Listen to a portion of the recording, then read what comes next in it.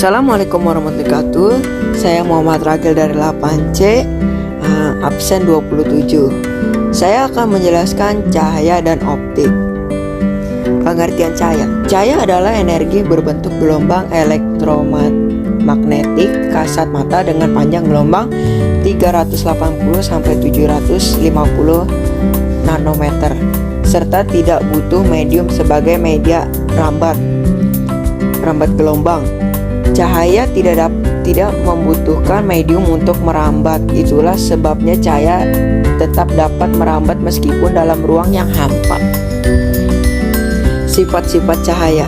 Cahaya dapat merambat lurus, cahaya dapat dipantulkan, cahaya dapat dibiasakan, dan cahaya dapat diuraikan.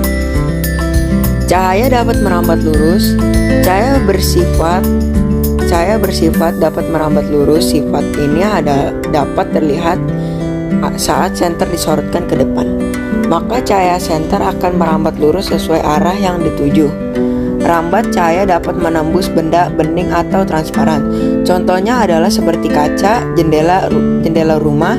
Sementara itu, sejumlah benda lainnya dapat meneruskan rambat.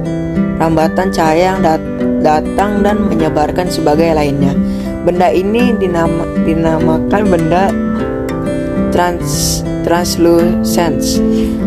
Contohnya adalah seperti kain gorden tipis dan beberapa jenis plastik.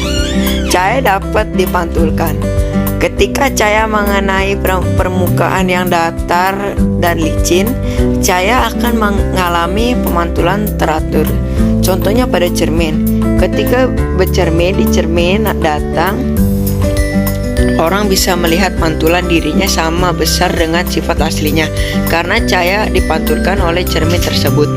Sementara itu, pemantulan pada cermin cekung memiliki sifat bayangan lebih besar dari ukuran benda asli. Adapun sifat bayangan pada cermin cembung yaitu lebih kecil dari ukuran asli benda.